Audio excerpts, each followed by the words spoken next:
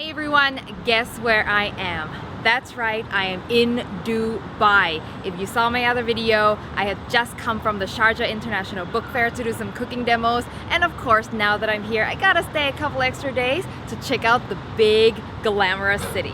And my first visit, of course, is the Dubai Mall.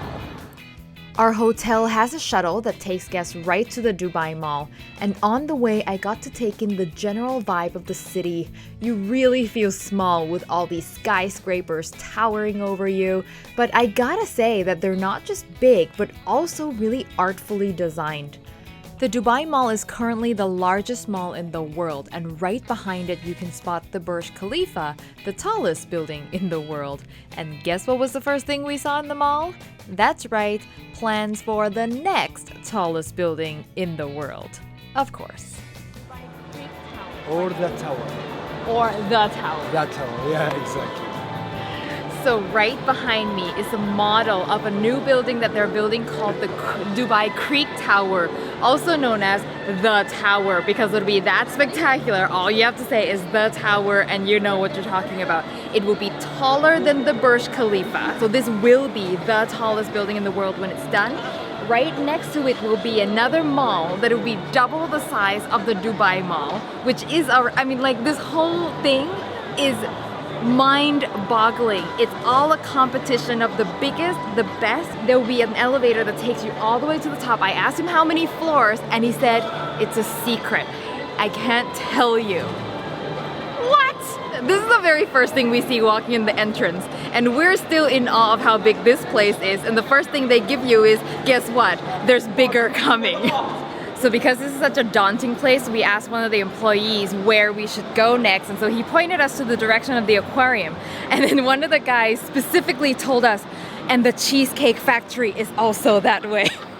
Which for me, coming from North America, is like the last thing I want right now is the Cheesecake Factory.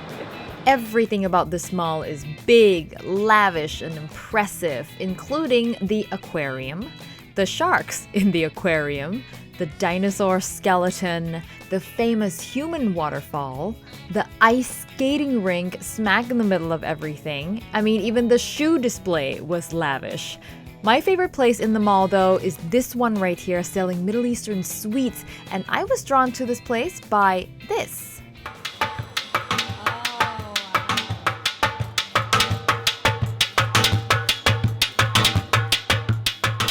So I am at a place that makes handmade traditional Arabic ice cream called bouza. At least they call it bouza in Syria. And he scooped a little bit for me and then dipped it in pistachio. The ice cream itself is vanilla.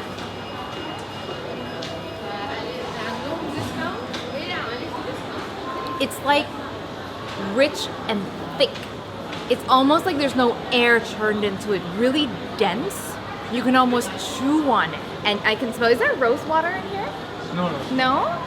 But some people, they put it. Some people put rose water. I can almost smell something really floral organic, from here. Just the fresh milk and organic gum, the mastic, and sahlab, this powder, and the cream and pistachio.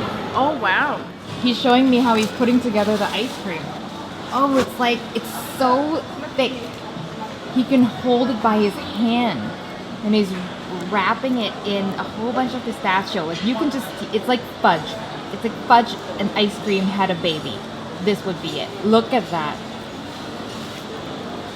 Oh, that looks so cool. Oh, and he's twisting it. Look how beautiful that is. Oh, wow. Look at this beautiful baklava. We're still in the same store that sells that ice cream, but I've never seen a baklava like this. The top, it's made from actually shredded phyllo, so almost like noodles with tons of pistachios.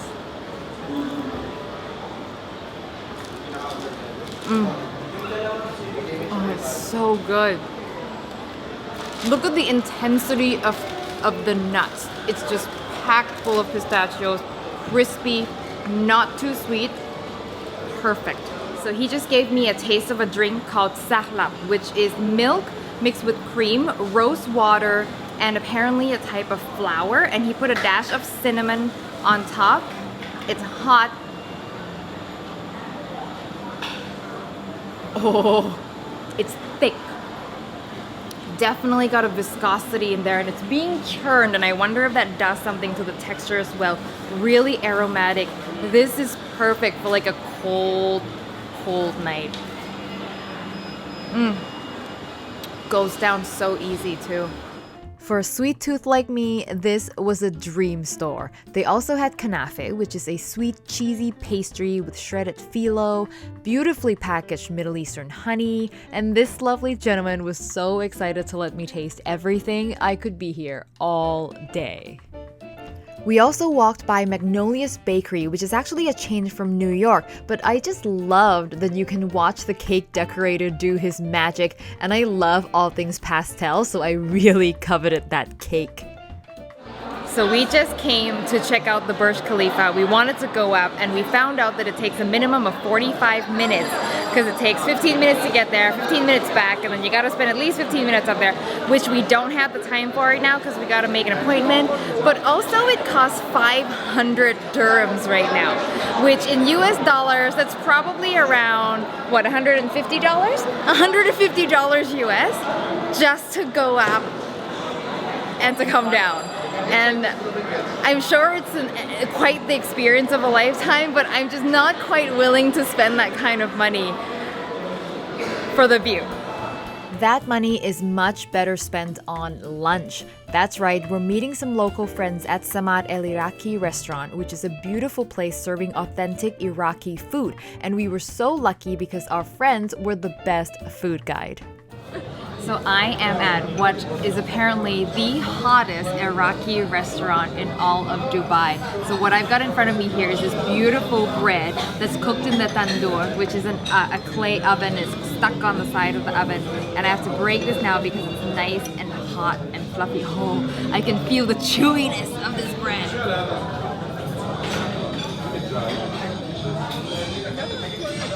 So chewy.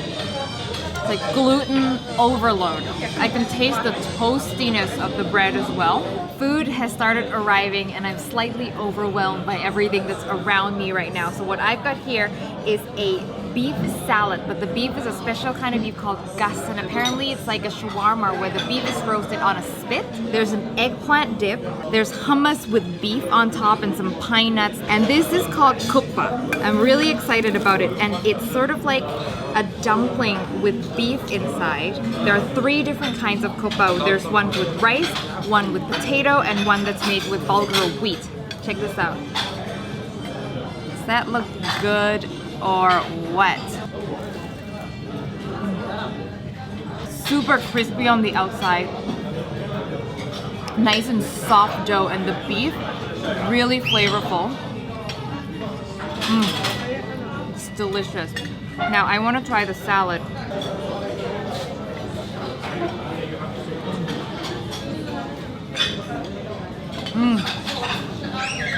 There's a dressing on the beef that's vinegary, super flavorful, contrasts so well with the crisp lettuce, and this eggplant dip here.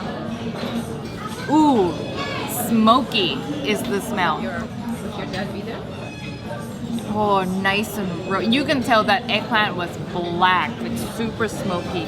And check out my drink. This pomegranate juice is freshly squeezed, not too sweet, just perfect. This is a very popular soup. So the kubba, it's very similar to what you're eating, and it's stuffed with beef, and then it's a tomato-based sauce, and then there's spinach, and then there's the shalgam. Shuna shalgam.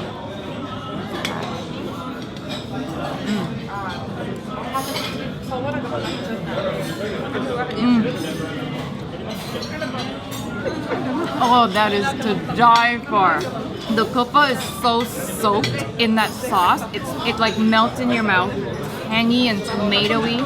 That is amazing. I'm gonna try the hummus with beef on it, which I've never seen.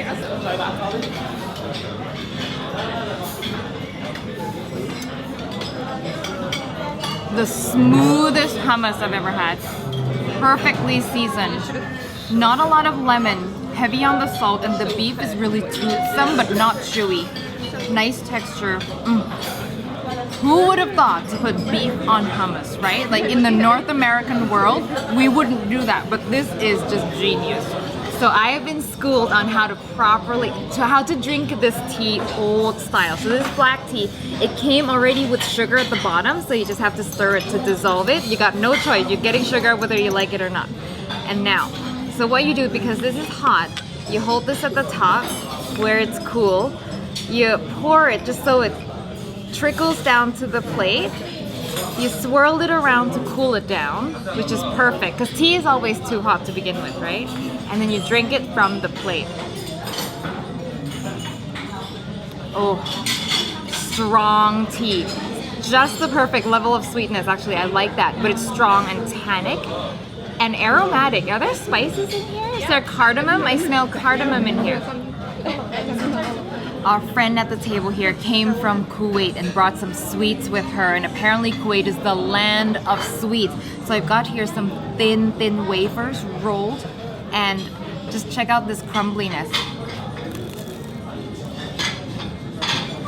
I can smell cinnamon, and there's saffron, which is responsible for this beautiful yellow color. And this right here is made from sesame seeds.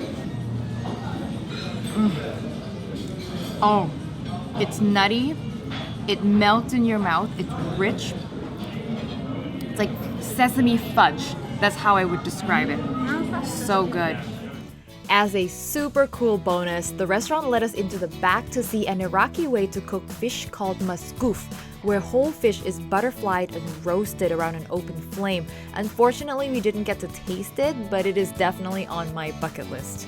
And what better way to end the day than chilling on a beautiful patio at the Medina Jumeirah with some Moroccan mint tea, rich Turkish coffee, and most importantly, great company.